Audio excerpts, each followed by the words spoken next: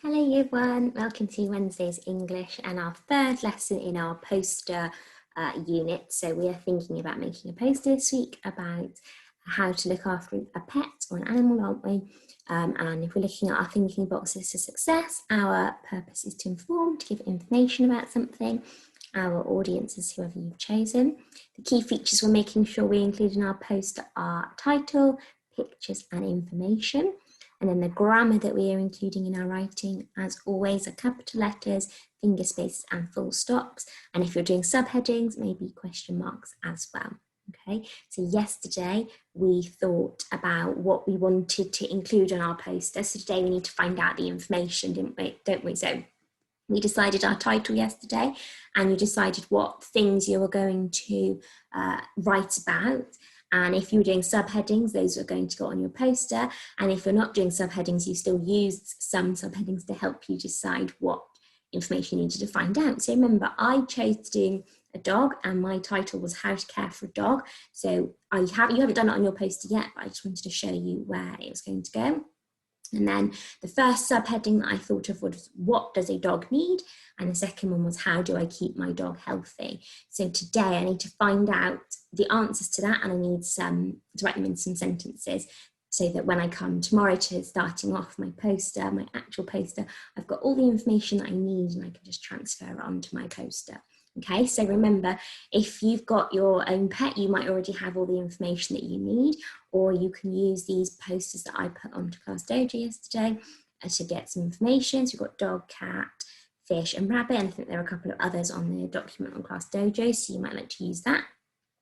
And you need to write your questions, your answers to your questions in some sentences. So if your poster is going to be one like this that doesn't include subheadings, that's fine, because you don't need subheadings, but you're going to use the ones you came up with yesterday to help you write your sentences, okay? And that means it's even more important to write in a full sentence so that the person who's reading your poster knows exactly what you're talking about. Because if you just wrote, my question is, what does a dog need? If you just wrote water bowl, food bowl, they might know what you're talking about. So you need to make sure you write in a full sentence, especially if you don't have a subheading, but we're all going to write in full sentences, even if we do. So I've got my subheading, what does a dog need? And I'm going to write my sentence in a full sentence to make sure that my reader knows exactly what I'm talking about, okay?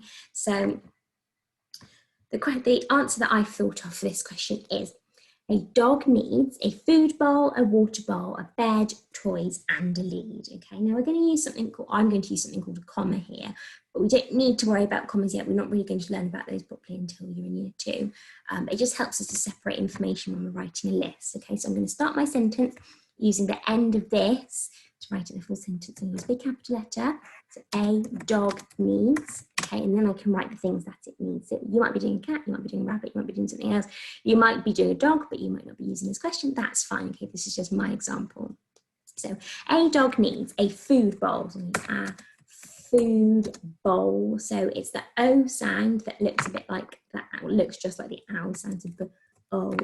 So a dog needs a food bowl. Now this is a comma here. That's just helping me separate my information. We don't need to worry about that too much. So a dog needs a food bowl, a water bowl, a bed,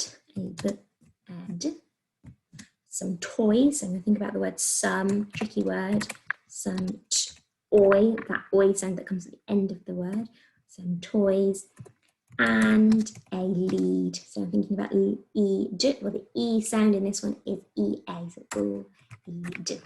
A dog needs a food bowl, a water bowl, a bed, some toys, and a lead. Am I missing anything? Oh, I'm missing my full stop. Okay, so make sure you've got that capital letter and the full stop.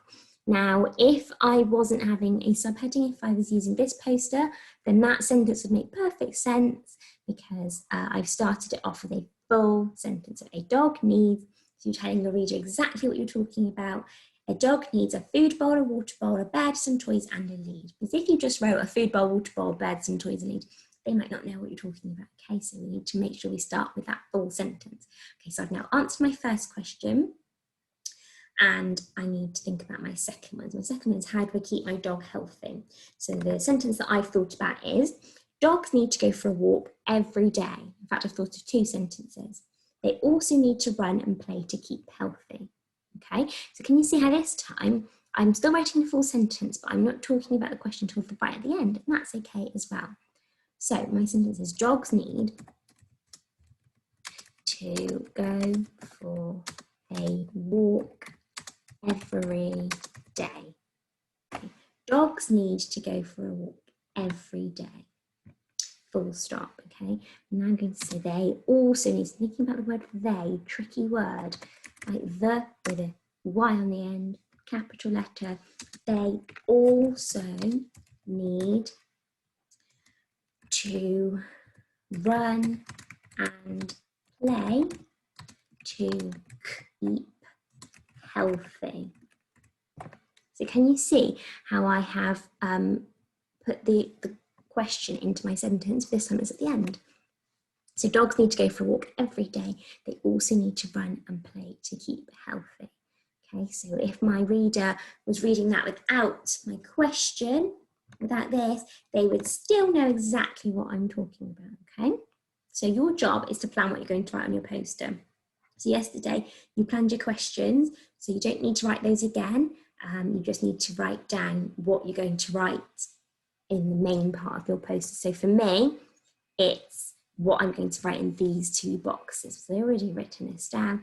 I'm finding out what I'm writing in these two boxes. Okay, so my purple bits are what you need to do. So think about if you're doing a cat, you're thinking about what information you decided you wanted to write yesterday, and then you're finding out today. So again, you can use the posters on Class Dojo if you want to get the information. You might like to do your own research. You might have your own pet that you're writing about and you know exactly what they need. Is they your pet? You might like to phone somebody who in your family who's got a pet. It's completely up to you how you're going to find out your information, okay? So again, we're not doing this on our poster yet, we're just planning. So just carrying on from where you were yesterday in your English book.